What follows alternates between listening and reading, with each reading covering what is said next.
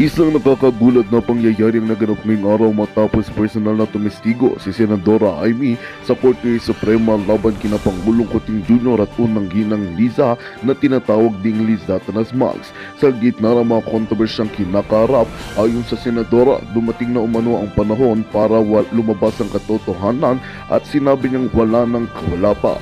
Bagamat hindi pa inilalahad sa publiko ang buong nilalaman ng kanyang testimonya, may mga ulat na nagsasabing direktang nagdidiin si Sen Amy sa umano'y mga iligal na gawain ng mag-asawa, kabilang ng mga kasong smugglings at katiwalian sa gobyerno. Samantala, maring namang itinanggi ng Malacanang ang mga paratang at sinabing isa lamang itong paninira na may halong politikal na motibo. Naglabas rin ng pahayag ang kampo ni Kuting Jr. at Liza Tanas na handa silang harapin ng anumang akusasyon sa tamang proseso ng batas. Habang patuloy na nag-aabang ang publiko sa magiging resulta ng imbestigasyon, inaasahang maglalabas ng opisyal na pahayag si Sen Amy sa mga susunod na araw. Patuloy nating babantayan ang kasong ito at mag-uulat sa inyo ng mga pinakabagong detalye. At yun nga ang balitang ating pagkakatutukan. Ngunit bagong lahat, siguraduhin mag-subscribe at ihitang notification bell para sa patuloy na pagtutok sa mga silip ng bagong balita sa tunay na boses ng masa.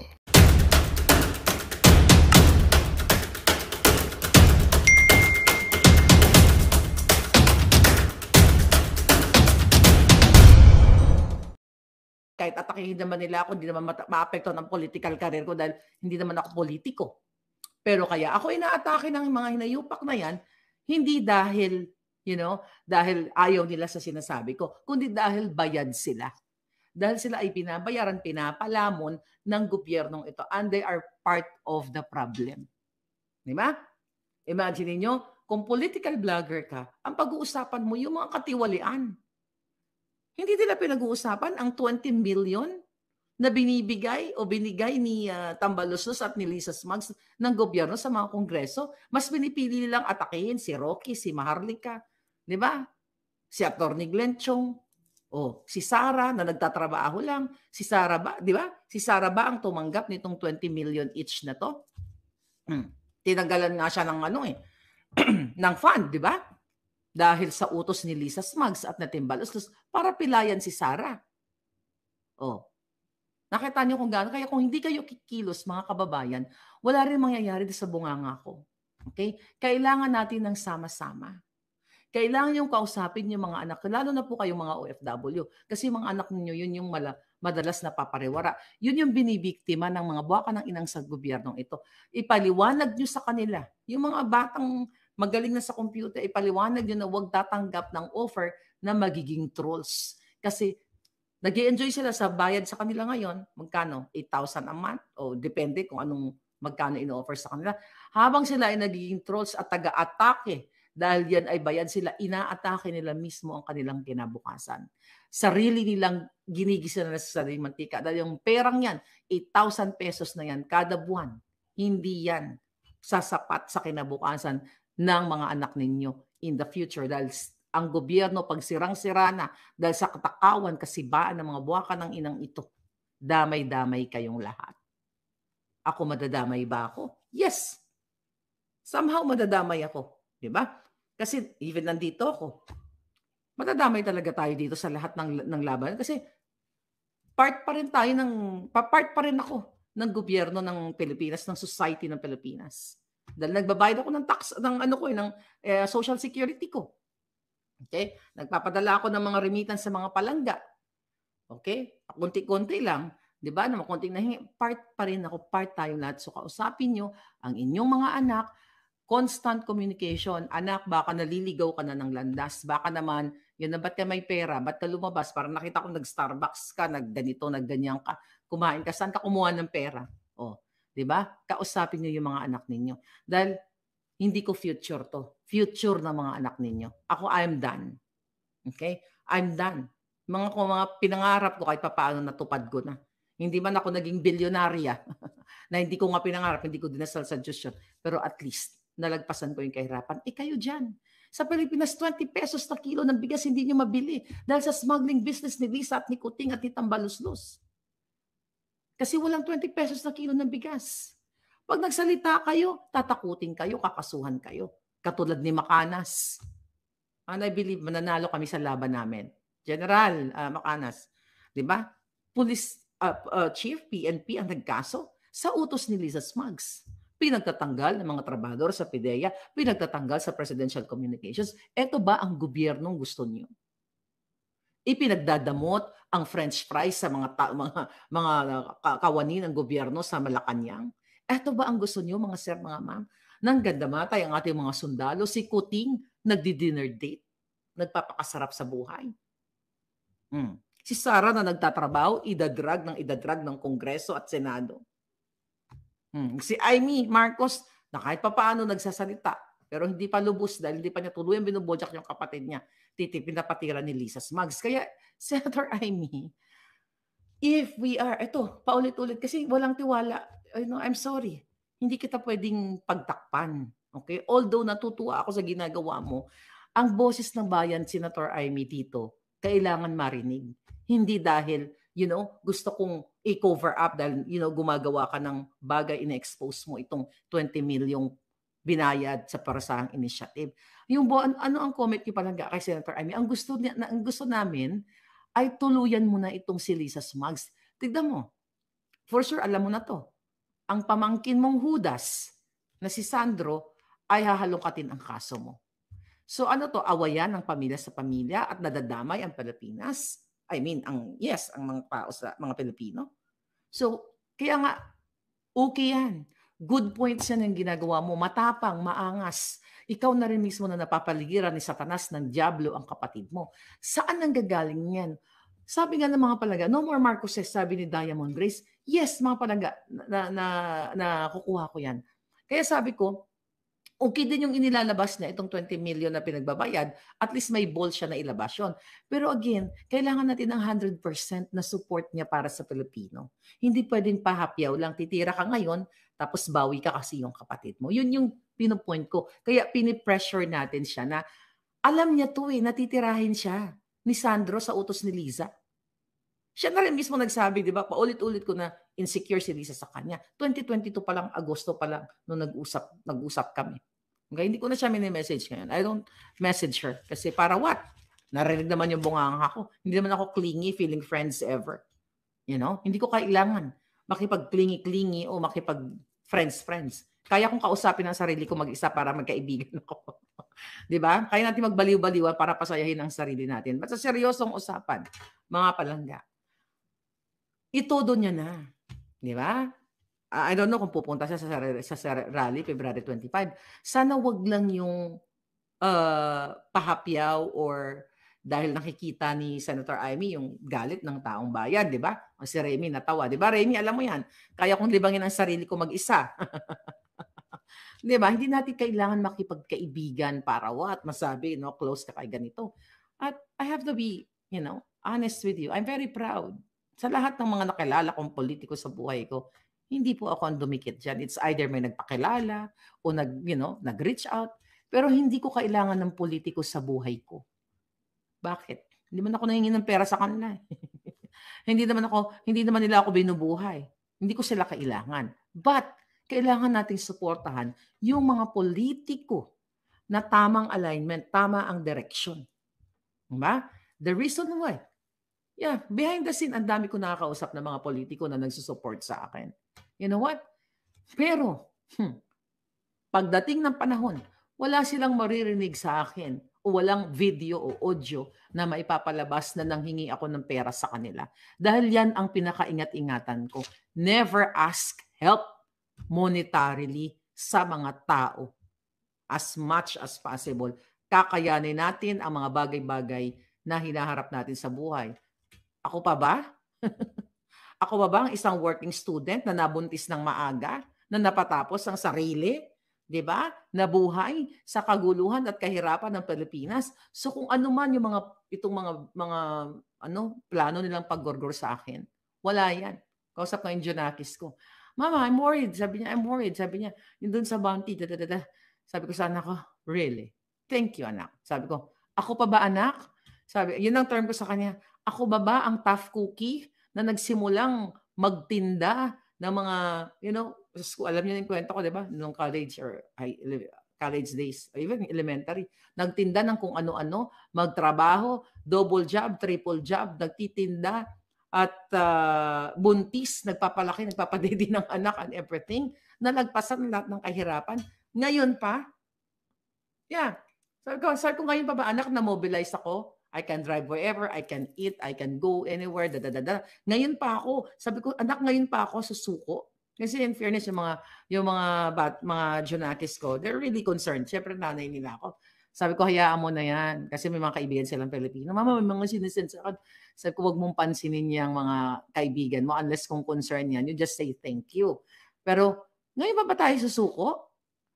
Tapos natin lagpasan ang kahirapan sa Pilipinas at narating natin para sa akin, tugatog ng tagumpay. Kasi iba-iba naman ang definition natin ng tugatog ng tagumpay. Ngayon pa ako susuko at panghinaan sa buwaka ng inang gobyernong ito na sa paggurgur sa atin araw-araw, paggurgur, pagpatatahimik sa akin. Sabi ko sa Junakis ko, no, patutunayan ko sa buong mundo, sa mga palangga ko, na hindi magwawagi ang kahayupan ng mga jutang ginenesto.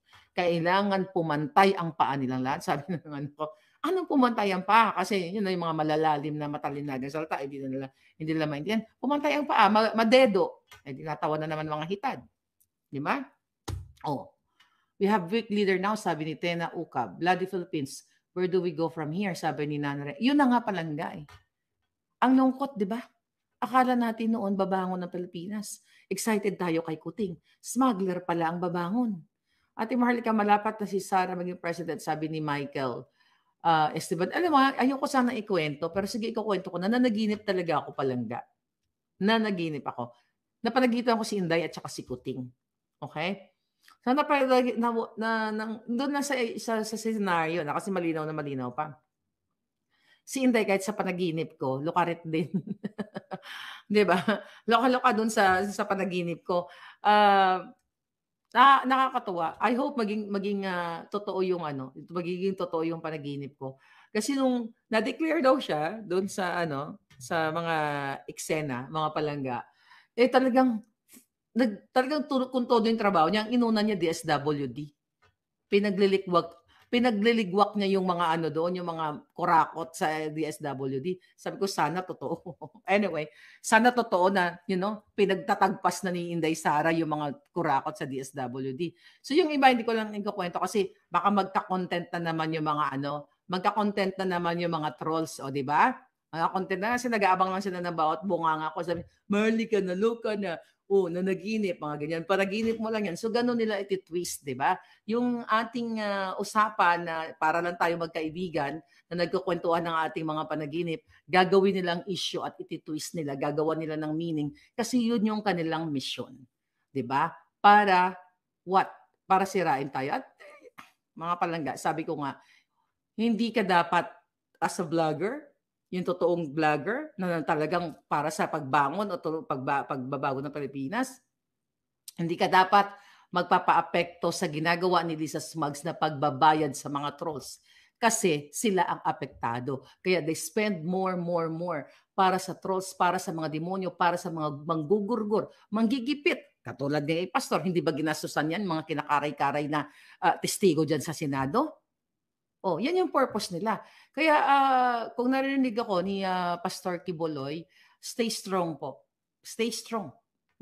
Hindi man ako kaanib ng kanilang religious group, but I respect their beliefs. Kasi sabi ko nga, kanya-kanya tayong belief. Kung tayo ay pakikialaman natin ang mga belief ng mga relihiyoso, edi pakialaman natin ang belief ng mga Muslim, ng mga Hudyo, ng mga kung ano-ano pa mga relihiyon. Hindi mo pwedeng panghimasukan yan. There are millions and millions of members. And as long as ang ginagawa nila, ang kanilang mga miyembro ay ginagawa ang tama, nakatapos ang pag-aaral, naging mabuting mamamayan, then good. Diba? Pero yung binabato sa kanya, na mga kasinungalingan ayon sa kanya, dapat sa korte siya, hindi dinggin, hindi dyan sa Senado. Dahil alam naman natin, yung mga yan ay bayad na ni Lisa Smugs ng gobyerno ang ginagawa nila. Gusto nilang alisin sa utak ninyo ang issue sa loto, sa PCSO. Nakita nyo natatabunan. Kaya buhayin yun ang buhayin. Yan si milyonaryo, si Mel Robles, nakasabwat ni Lisa sa pagpapanalo ng mga bogus na winners. Doon kayo mag-focus. Although we talk about Kibuloy, we talk about Duterte, wag nating wawalain yung pulboronic, nicotine, pulburon, mag-test ka na, pulburon, ganyan, paulit-ulit, patay may ekulalya. Loto, maya-maya, may pinapanalo. Ano na?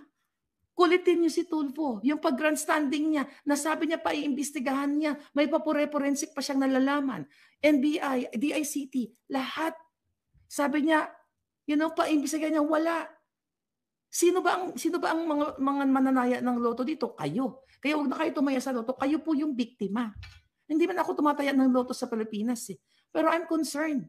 Kasi ang bilyon-bilyon ang napupunta sa kanila, narinig nyo na, mismo inamin at nalalaman natin na yung mga pictures na pinipresent nila, mga palangga, ay dinistrongkar o inedit o walang totoo. There's no such person na tumanggap ng cheque. Yan ang gusto nilang pagtakpan. Yan ang gusto ni Lisa Smugs para maialis kayo. Siya mismo ay kasabwat dyan sa PCSO dahil siya ang nag-appoint kay Robles dyan. Yung mga pakatangay ng yan, araw-araw kayo ninanakawan.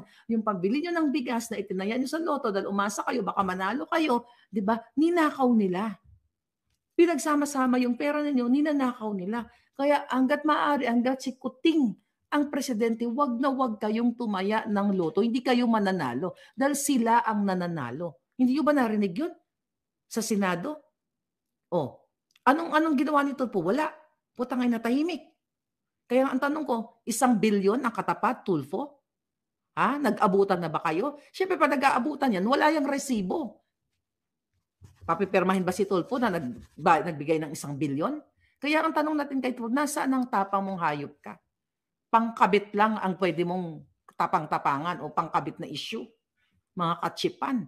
Pero ito'y usapin sa kinabukasan ninyo, sa pangarap ninyo maging milyonaryo. Pero sila pala ang magiging milyonaryo. So ito po yung gustong pagtakpan, ang Puwersahang Initiative, ang mga bayaran, ang pagpapatigil sa bunganga natin, ang panggigipit sa SMNI, kay Badoy, kay Celis, kay Maharlika, lahat.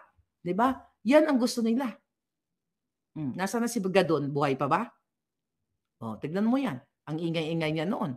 Wala namang ginagawa. So, masweldo. Kaya yung mga ganyang tao, forget about it. Gadon, asan ka na? Wala kang sinabi tungkol sa privatization ng airport. Ikaw ang pinakamaingay dyan dati. Galit na galit ka, gusto mong palitan ang pangalan ng Ninoy Aquino International Airport dahil protektado mo ang gobyerno, gusto mo para ka sa bayan. Ngayon, pinaprivatize na. Asan ang bunganga mo? Tahimik na si Gadon. Di ba? Presidential advisor to fight hunger.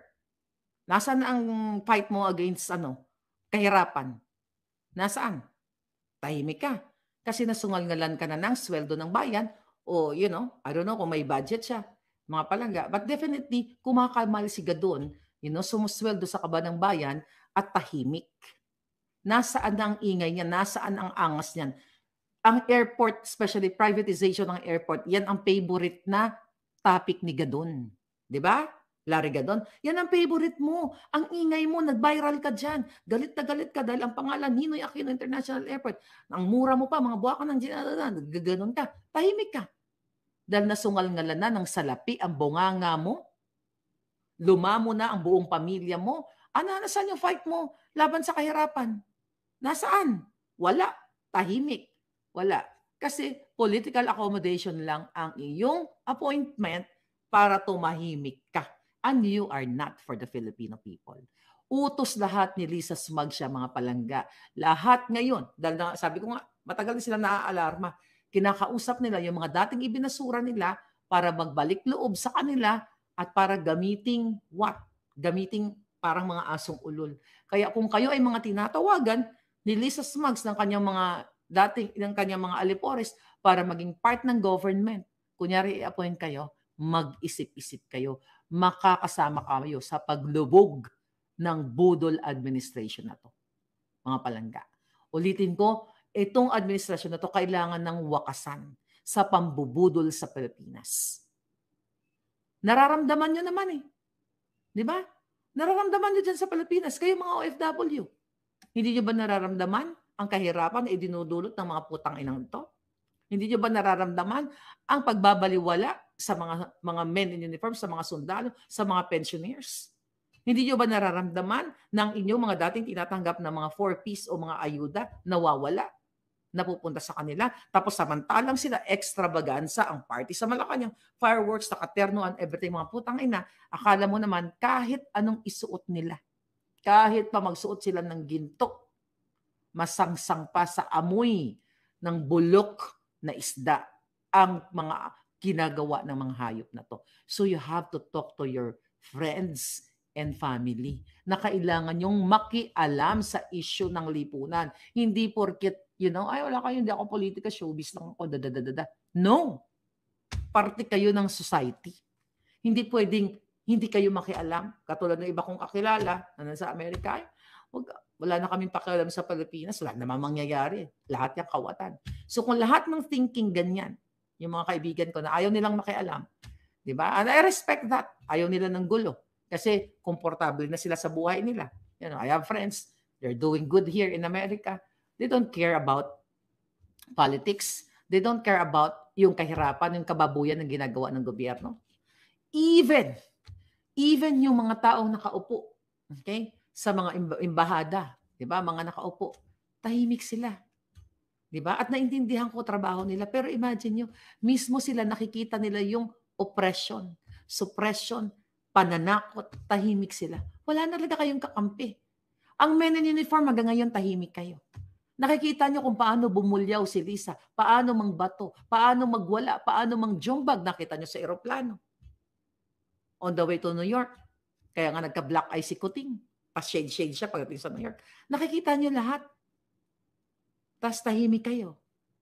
Diba? So saan pupulutin? Tapos magsabi-sabi kayo, proud Filipino. Inaalagaan nyo ang kapakanan ng Pilipino. Tahimik kayo. Yung isang demon, isang waka ng inang babaeng putot na itong hayop na Lisa Tanas na ito, ang namumuno at sumisira ng inyong kinabukasan, nagnanakaw ng pensyon nyo, nagnanakaw ng mga negosyo ninyo. Naaapektuhan ang mga negosyo ninyo dahil nag-extort sila through what? Taxes. Diba? Sisingilin kayo ng bonggang-bongga, ng malaki, or let's say, Liz Vergara. Diba? Sisingilin kayo, tapos hindi nila i-declare o hindi nila i-remit sa BIR. Nakakamkami nila. Lahat, silang mga politiko, ang mga negosyo. Dahil sila yung may hawak ng budget. Kayo mga ordinaryong mga ngisda, magsasaka, magbubukid, construction worker, teachers, nurses, di ba? Mga doctors yung iba. O, tahimik lang din. Tahimik kayong lahat. Akala ninyo pagkaroon ng isang malaking hindi magandang pangyayari dahil sa galit ng taong bayan, and I hope not. Akala nyo hindi kayo madadamay. So you have to speak up peacefully. Kailangan nyo po ipagtanggol ang lupang tinubuan ninyo. Kung lahat kayo tahimik, wala talaga. Ako hindi ko lang mapigil ang sarili ko. Sabi ng Junakis ko, Mama, sabi na gano'n, bakit di ka na lang tumahimik kung ganyan ginigipit ka ng gobyerno ng Pilipinas? Kasi mga anak ko, hindi naman nanonood yan eh. May isa ko lang anak na minsan napapanood yung vlog ko. Hindi nila alam ko anong mga pinagsasabi ko everyday, hindi naman nakatutok sa akin. Bakit galit na galit ba sa'yo yung si Lisa Butod? Sabi na ako, kasi na-expose ko yung mga, yung medyo bata. Na-expose ko yung kahayupan nila. Sabi nga nun, sabi na anak ko, na-expose mo, lahat naman yan magnanakaw, hindi na nga magbabago ang Pilipinas. Ganon sa akin. Hayaan mo na sila. Sabi ko, no, anak, hindi natin hayaan magnakaw. Diba? Hindi mo ako mapipigilan. Sabi ko sana, kasi yung dugo ko, doon unang tumulo sa lupang sinilangan. At ang dugo mo, doon din unang tumulo. Sabi ko ganun sa kanya. Sabi niya, ano unang tumulo? Doon ka pinanganak. So dapat may pakialam ka. Diba? Kung may pakialam ka sa kinabukasan ng anak mo dito, dapat aware ka din sa. Kaya sabi ko, panoorin mo yung vlog ko. Sabi ko ganun sa kanya.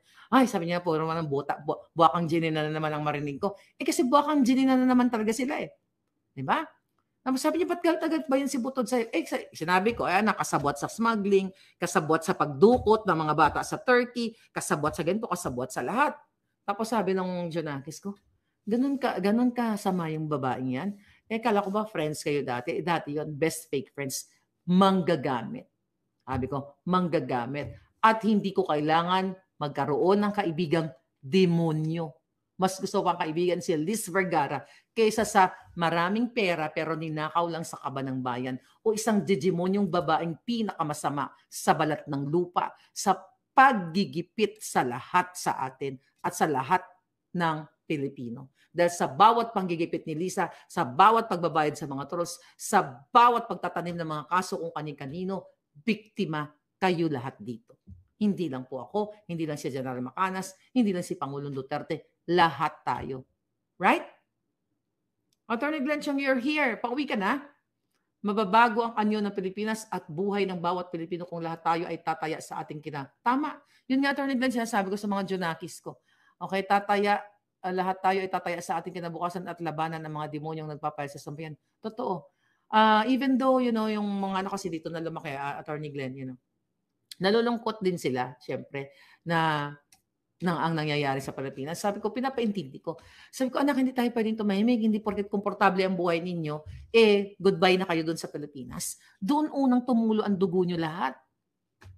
Sabi ko, doon lahat unang tumulo. So, dapat may pakialam kayo. Kahit boses nyo lang. Sabi ko, anak, panoorin mo yung video. Ay, mama, botang. Kanya, bakang Jelina na naman yung marinig ko. Tapos, Lisa Butod, kuting-kuting. Sabi ako na yun, at least, di ba? Narinig ko na yan. Narinig kita nagdadaldal sabi niya, but they're really concerned. Okay? Sabi ko, anak, thank you. O, di ba? Sabi ko, unang papantay ang paa ng mga yan, hindi sa akin. Alright? So, yun ang sabi ko sa wala na bang third zona? I hope wala na. Nobody, exactly, ito yung nobody will help the Filipino at heart more than himself. True. Kaya nga, sabi ko nga doon sa friends ko, mga kaibigan ko dito, matagal ko na ito kinakwento. Sabi ko, kung ganito lahat ng thinking ng Pilipino, na huwag na tayo makialam sa Pilipinas kasi lahat naman niya magnanakaw. Kawawa talaga kayo. Kawawa lahat ng Pilipino kung ganun lahat ang thinking natin. Kasi wala silang gagawin kundi magnakaw ng magnakaw. Kasi ang mga Pilipino, wala palang pakialam na magnakaw sila. Kasi kumbaga yun na yung norms ng, ng tawag dito, ng ating bansa. So lahat, ino-normalize ang pagnanakaw. Which is sinasabi ng anak ko yan. Nasabi niya, lahat naman yan magnanakaw. Ayun na nga, anak. Lahat magnanakaw. Hayaan mo bang magnakaw? Sabi ko, ang ninanakaw ng gobyerno ni Kuting, sobrang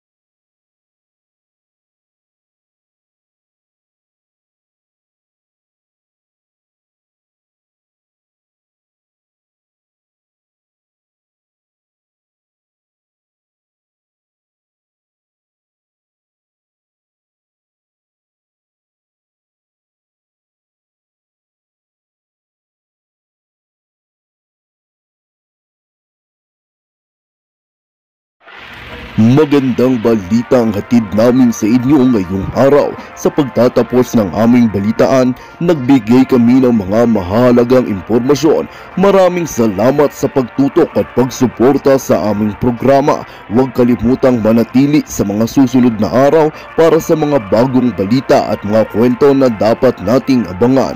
Mula sa Boses ng Masa, magandang araw, Pilipinas!